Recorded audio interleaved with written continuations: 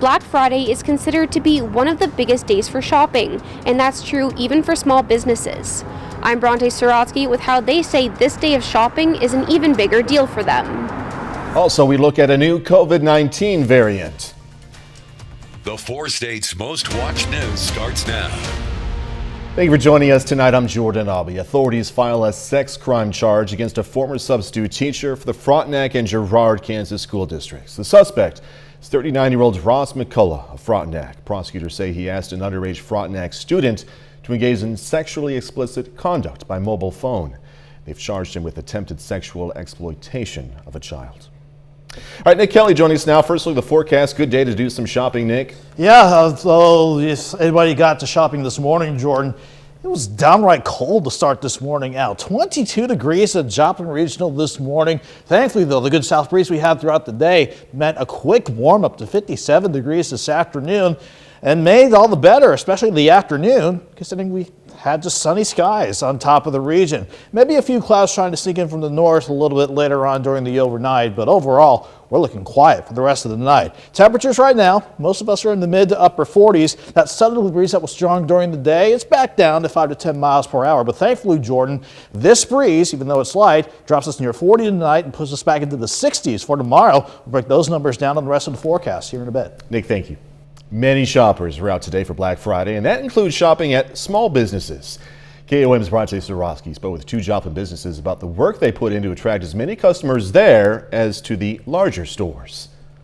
It's one of the busiest shopping days of the year. I mean, it's called Black Friday for a reason. It's kind of the day that it just brings everything together as far as it kind of tops off the end of the year. While Black Friday usually has shoppers lining up at larger retailers, local Joplin businesses like Sophie Boutique were almost just as popular. It's definitely one of our best months of the year. So yeah, I mean, a lot of small businesses of all kinds count on the holiday season to kind of wrap up the year on a high note. It's a similar story at GameCo, which just moved to a new location. Their owner, J.C. Bird, says they were unsure how turnout would be, but says the amount of people they saw come in shows the importance of supporting small local stores. We want you to shop local, stay here in town, don't spend your money online, come and see us for anything that we can get for you here local. It's very important for us to, brick and mortar is hard to do. What really helps out smaller businesses on big shopping days like Black Friday is having loyal customers. We have a lot of new customers too, but we really try and really nurture those relationships with our customers to where they want to come shop with us, they want to support us, and so that is the most important thing, to be completely honest. And although small businesses were unsure what another Black Friday would hold, We didn't really know exactly what it's going to be like. We're kind of, just treading the waters to see if we're coming back to a sense of normalcy. they say it was great to be back and seeing everyone again. It's always a great time, and I love just seeing all the customers and the familiar faces and the new faces. Like, it's fun to work this weekend. In Joplin, Bronte Sorotsky, KOAM News. For anyone still looking to go shopping, tomorrow is Small Business Saturday, and many 4-state businesses will be participating. Chain stores in the area also attracted some bargain hunters. We asked some people in Joplin about their shopping goals for Black Friday. To get your gifts later in the Christmas time, nothing really that special. I mean, if we go out, it's like, oh, okay, we can spend time together while we do it. It's easier if I just go online and do everything and then have it sent to the house. You don't have to fight the crowds. You don't have to try to find a parking spot. Yeah. Okay. My main plan today was we're doing some toy box shopping. So just trying to find some bargains for some toys, mainly for older kids because they're the ones that are harder to buy for. Now, Helix Athletics in Joplin was giving parents a break and kids an opportunity to burn off some energy. Parents could drop off their kiddos while mom and dad did some shopping. Usually when they get here, they're super pumped. Usually when they're out there, after about 2.5 hours, they're like, we're so tired, but they have so much energy that they keep going. So we're at the 2-hour mark right now. So we might see some like laying down and all that. Kids were also able to make some crafts while mom and dad were able to hit up those Black Friday deals. Health officials here in the U.S. and around the world are bracing themselves for the next COVID-19 variant, and this one could be even more contagious than Delta. Fox News correspondent Jonathan Seary has more from Atlanta. Markets here in the U.S. and around the world dropped sharply on Friday following the discovery of a new COVID-19 variant combined with fears of a new nationwide surge. The strain, which originated in or near South Africa, appears to be more contagious and possibly more deadly than the Delta variant, prompting some governments to issue new restrictions. On Friday, the UK halting all traffic from southern Africa, followed shortly after by a similar announcement from the European Union. You get to slow things down in terms of potential entry into the country, and that gives us a bit of time for the scientists to work on sequencing the genome. Here in the U.S., more than 30 states are now seeing a big spike in cases, and health officials are scrambling to assess the possible impact of the new strain as we head into the winter. Some doctors now pleading with folks to get back to basics when it comes to masking and social distancing. If you are high risk and you're in a public area and you're indoors and it's crowded, take that extra step to protect yourself. But more help could be on the way. The FDA announcing ahead of a key meeting next week that Merck's experimental anti-COVID pill is highly effective, bringing it one step closer to becoming the first treatment authorized in pill form. These are pills that are easy to take. So this means people can have these pills ready to go in their medicine cabinets. The FDA says it will seek more input from outside experts on the potential risks of Merck's pill before meeting next week. In Atlanta, Jonathan Seary, Fox News. KOAM News at 9 on Fox 14 takes this time now to honor another four-state hero. Frankie Furry has served in the U.S. Navy. Native of Webb City, Missouri, Furry was stationed in the Persian Gulf, and we are proud to thank and salute Frankie Furry. He's tonight's four-state hero. Nick Kelly's next with a complete look at the forecast. And a bit later, the Frontenac Raiders hitting the road to the state championship game. Gonna hear from that team in sports.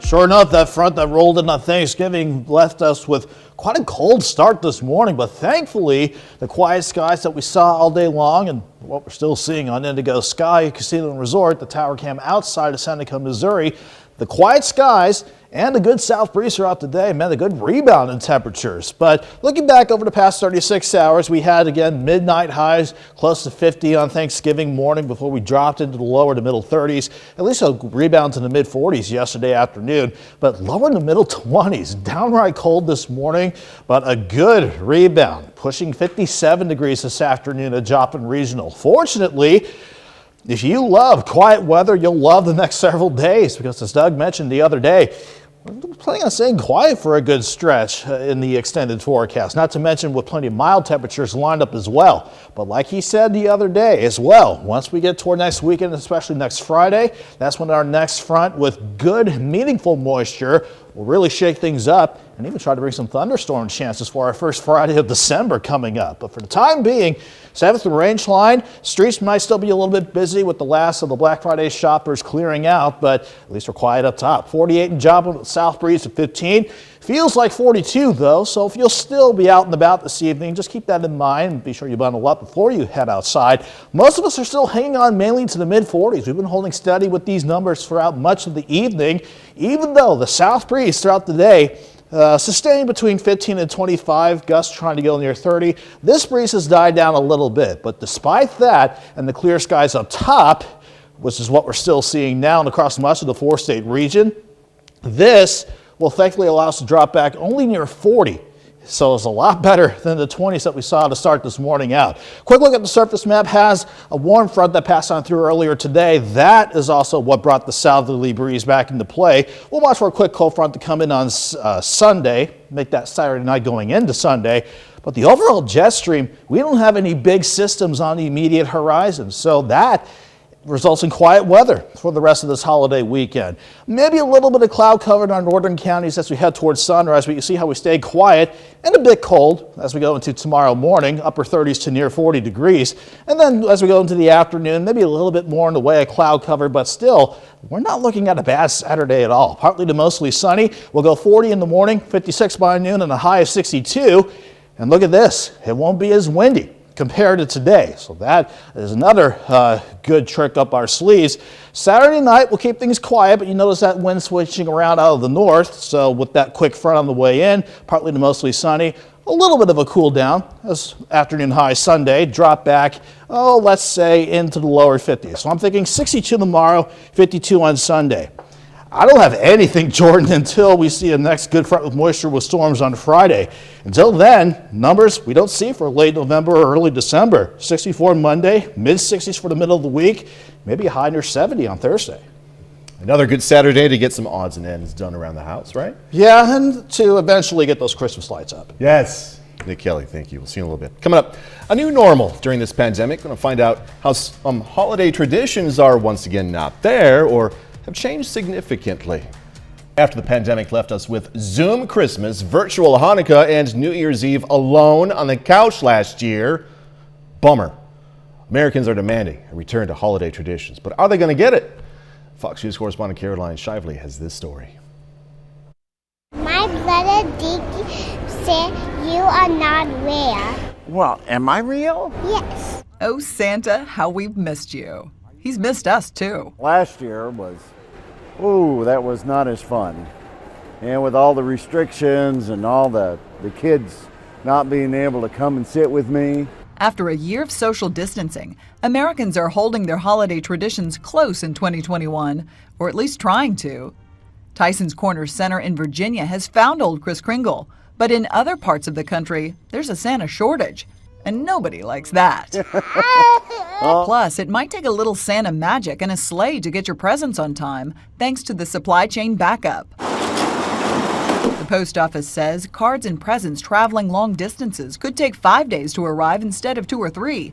And there's a holiday surcharge until December 26th. So what's a holly jolly holiday lover to do? We suggest is really shopping physical retail this year. That way you don't have to worry about your gifts arriving in time to be under the tree in time for Christmas or in time for Hanukkah. Shoppers are heeding that advice, returning to stores in droves and coming to spend. U.S. retail sales jumped in October as Americans started their holiday shopping early, 21% above pre-pandemic levels. Come on over, ladies. So good to see you. It's good to see you too, Santa. Caroline Shively, Fox News. Next, the man behind the Made in America store and the increasing interest in this store. The record inflation we've been seeing is expected to put a damper on holiday sales. A survey by the professional services company Deloitte has found a record number of Americans, 11.5% to be precise, say they're not buying any gifts this holiday season.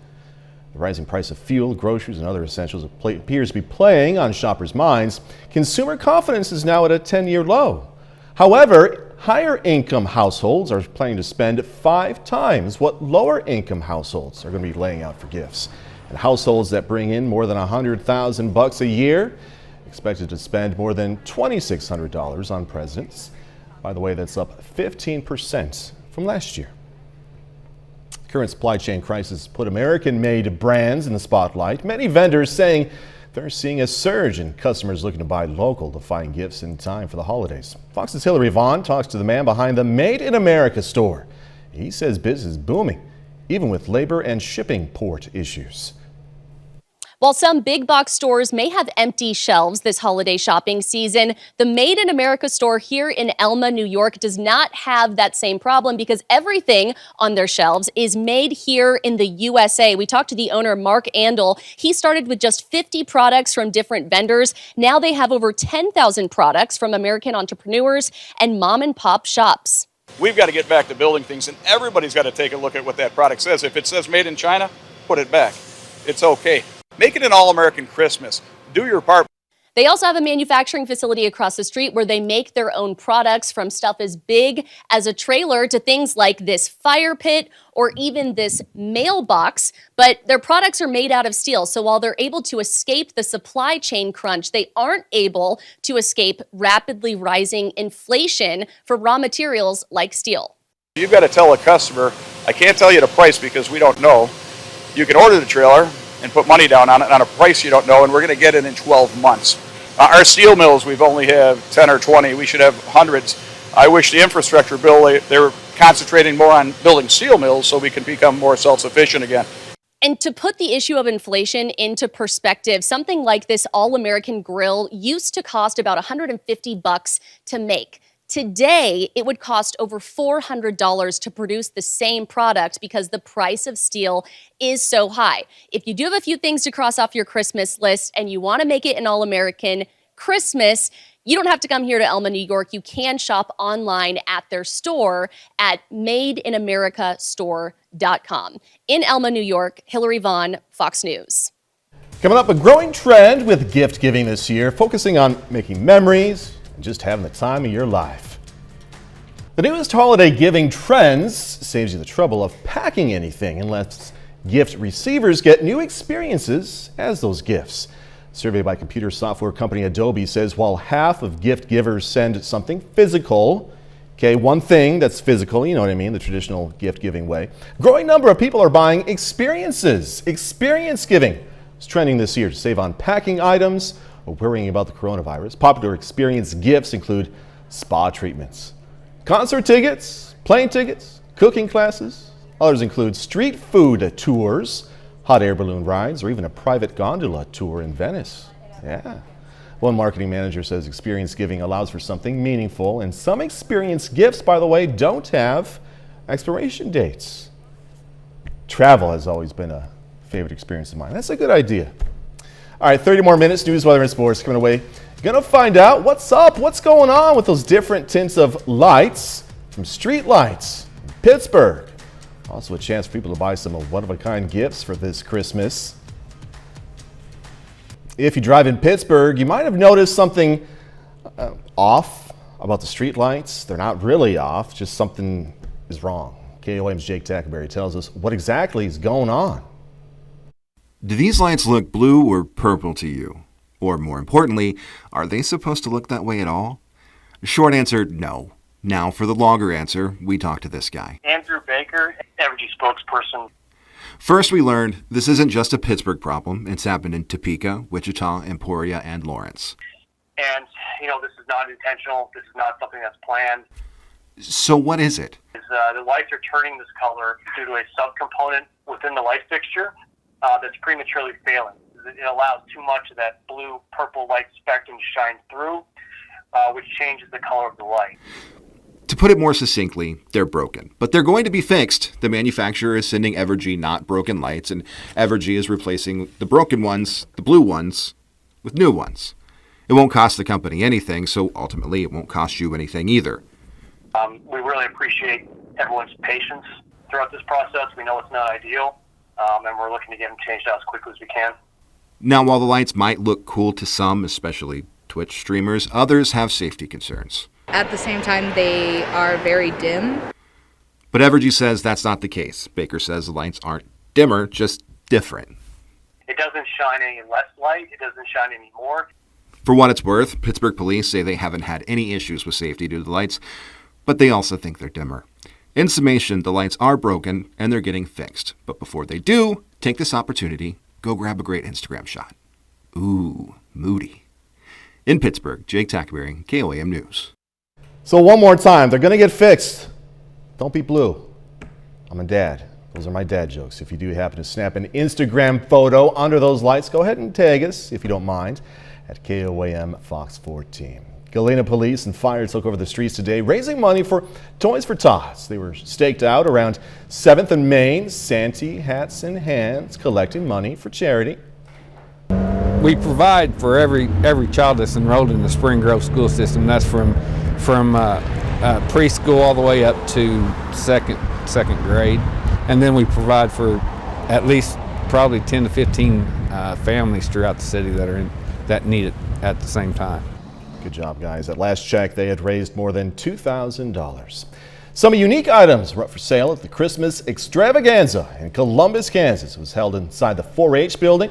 Vendors and crafters set up a booth to sell a variety of things, many suitable, of course, for Christmas gifts. We're putting on a craft show that we've done the last 10 years, and I just started up because there wasn't very many events around here, and to help the local businesses out and everything. This was the 10th annual Christmas Extravaganza at the 4-H building in Columbus. The Better Business Bureau is out with its top 12 scams of Christmas. You ready? Watch out for misleading social media ads, social media gift exchanges, alerts about compromised accounts, so-called free gift cards, temporary holiday jobs, look-alike websites, fake charities, fake shipping notifications, pop-up virtual holiday events, top holiday wish list items where so-called designer items are up for sale and they're not designer. Also puppy scams. The BBB says you should always do your homework before believing these types of things. So they're going to ship you something, maybe from overseas, maybe from another part of the country, and they want for you to ship it on. Supposedly you're supposed to keep track of every item that comes in, and then you're supposed to get paid based on how many items that you ship. However, the problem is that once you're going ahead and you're shipping it on, and you're keeping a detailed list, you're never going to get paid. B, you're using your own money to reship something. And C, law enforcement has found that this scam is actually linked to the Russian mafia. Also be careful of holiday electronic apps. Pay special attention to how much personal information is gathered through those apps. All right, so Thanksgiving is over. Those leftovers though, man, they're good. Thanksgiving itself though is over. It's officially the Christmas season. Time to grab some cocoa, watch The Grinch. And if you're in the mood to visit Carthage, you can also ice skate. How cool is that? We sent KOAM photojournalist Daniel Camp to the Maple Leaf City to check out the fun.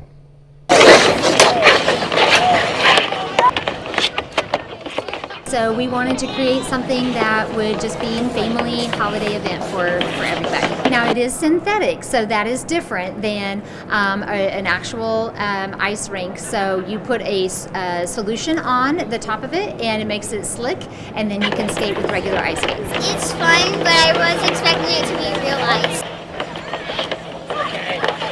We just love our downtown square.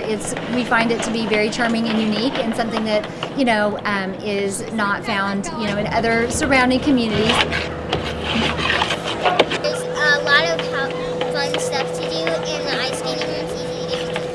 Because Carthage is like a small town, and so they don't have a lot, but they have traditions like these. I love the memories that it provides for families. There's really nothing like it around here, so you've got to drive quite a distance to be able to enjoy something like this. So I'm excited to be able to provide it for the community.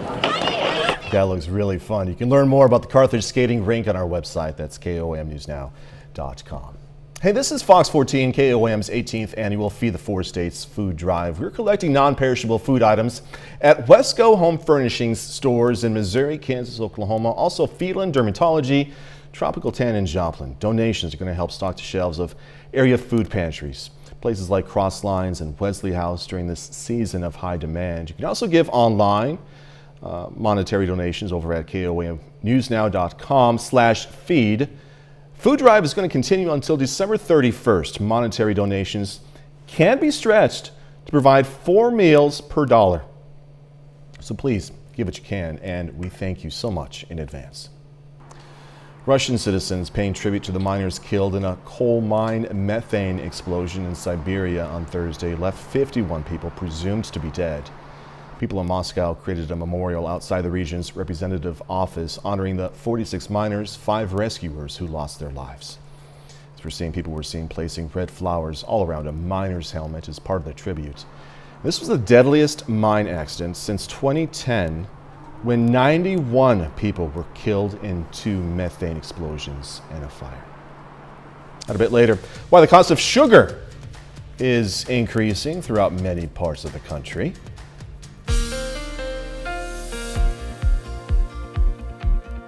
As advertised, we kept things pretty quiet for Thanksgiving the other day and Black Friday after the last cold front that came on through. Gave us some rain and even some thunderstorms, especially late on our Wednesday night, but no threatening weather whatsoever, either now from Indigo Sky outside of Seneca, Missouri, or throughout the entire day for that matter. And with a good south breeze, we really saw a good warm up throughout the day. We remember yesterday afternoon temperatures bouncing back into the mid 40s, but we dropped into the lower 20s this morning. A downright cold start, but with dry air in place, a good south breeze, and plenty of sunshine too, we catapulted back to 57 degrees this afternoon. We're still looking okay from 7th and Range Line, but we have cooled things down a bit, certainly after we got past sunset at the start of the evening. 48 in Joplin with the south wind at 15, making it feel like 42. But look at our dew point, sitting at 27 degrees.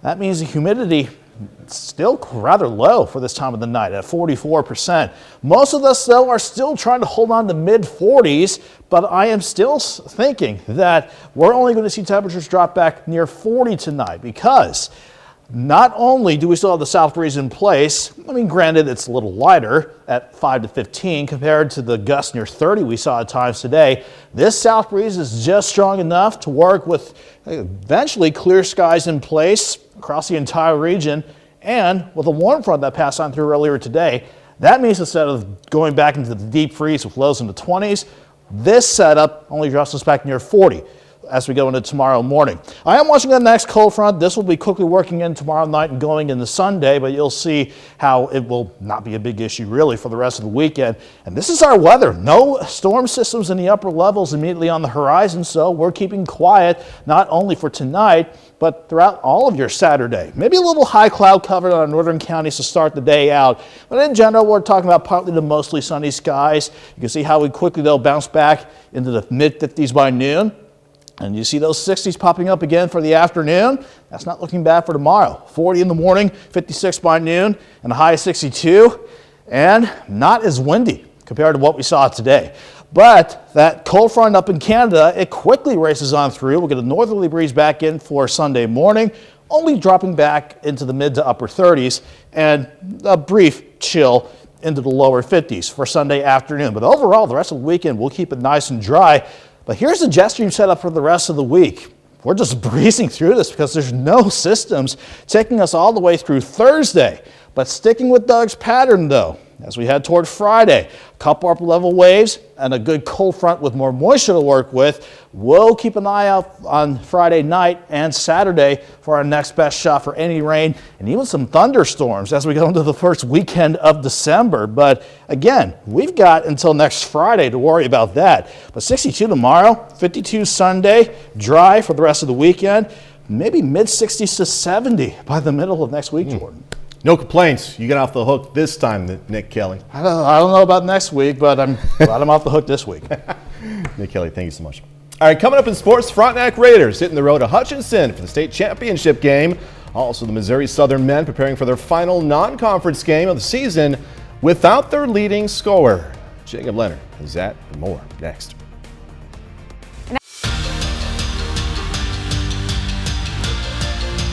The Frontenac Raiders play for a state championship tomorrow afternoon in Hutchinson.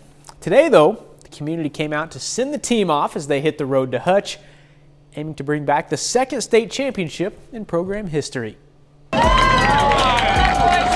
Watching these kids grow up since they were little, this is something that they've always wanted and dreamed about. So as a mom and a parent, getting to see those dreams come true, that you couldn't ask for anything better than that.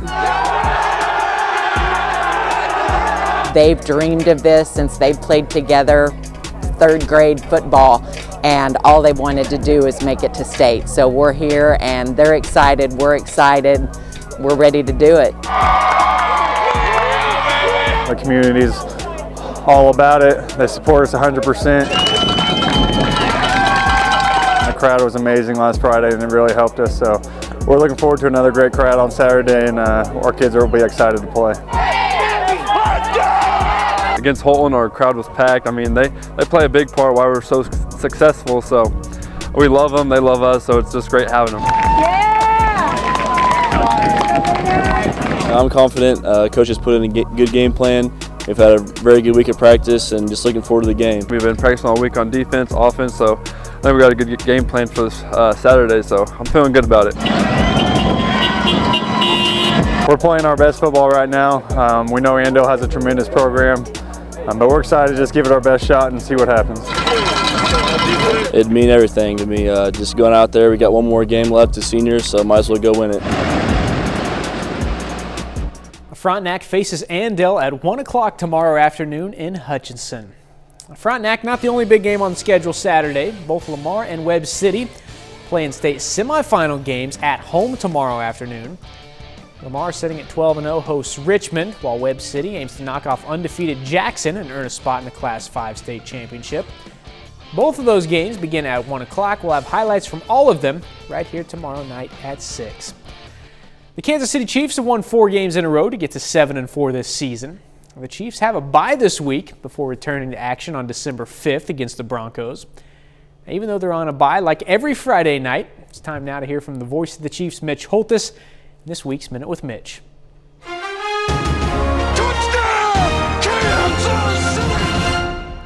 This week is the Chiefs' bye week. It's also the Thanksgiving holiday weekend.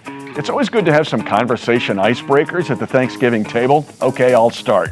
Who are the best players to ever play for the Chiefs that weren't even drafted?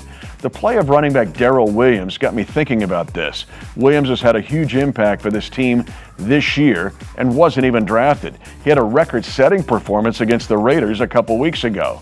But also consider the Chiefs Ring of Honor members running back Priest Holmes and guard Brian Waters weren't drafted either. But the all-timer is cornerback Emmett Thomas, a member of the Pro Football Hall of Fame who had 58 career interceptions and helped win Super Bowl IV. He was undrafted out of Bishop College in Dallas. It doesn't even exist anymore. On this Minute with Mitch. The Minute with Mitch is brought to you by Como Jewelry. Every day's game day, Como Jewelry, Pittsburgh, Joplin.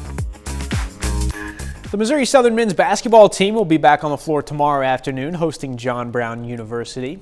Now, the Lions are trying to get back to 500, sitting at 2-3 heading into the weekend. Tomorrow's game against John Brown will be the team's final non-conference game of the season before beginning MIAA play next Thursday against Central Oklahoma. Now, the Lions would obviously love to get some momentum before conference play, but they'll have to do it with leading scorer and rebounder R.J. Smith on the sideline due to injury. We've been thrown a little wrench with losing RJ, and that's 20 points and 10 rebounds per game, and I don't know how long we're going to have him out, but now going into conference, now we're in a situation where we become pretty inexperienced. We're playing quite a few freshmen and some guys that haven't played.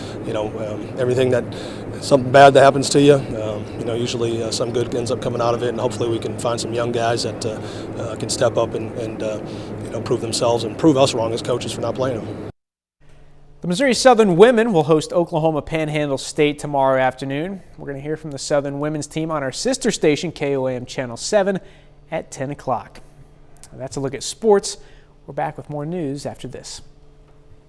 Inflation, supply chain issues, and those worker shortages are driving up grocery bills across the country. Sugar is one ingredient you're going to pay for this year in particular. Fox's Rebecca Castro reports from a sugarcane field in Siberia, Louisiana, with how a few cents per pound can really add up. Farmers say the harvest is strong this year, but sugar is still feeling the impacts of inflation. Supply shortages are part of the problem for the higher price of your turkey and potatoes, but for ingredients like sugar, it's the rising cost of harvesting the crop. Inflation's affecting a lot of other things, such as the cost of fuel, fertilizer, seed, wages. Inflation is pushing all those prices up. October's numbers from the U.S. Bureau of Labor Statistics show the cost of sugar has risen by about 12% since last year. It's now averaging about 71 cents per pound. Eggs, milk, and butter will also cost a few more nickels, and this can add up when cooking for large gatherings. But while some Thanksgiving staples are flying off the shelves this year, you won't have a problem finding sugar. Even with bad weather, including Hurricane Ida, farmers say they're still having a record-breaking season.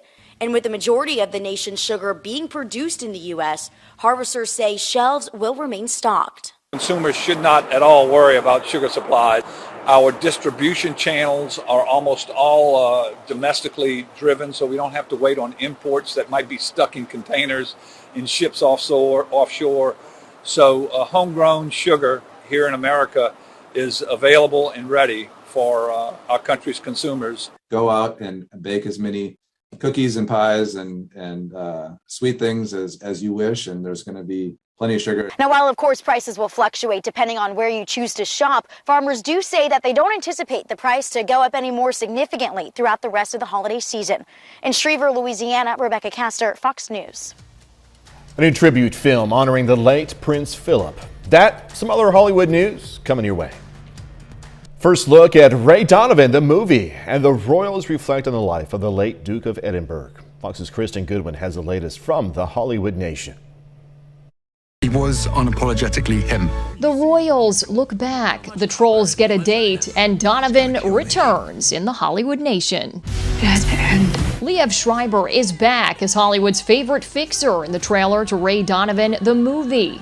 The film picks up where season 7 left off and follows Ray hunting down his father, Mickey, played by Jon Voight. It premieres January 14th on Showtime.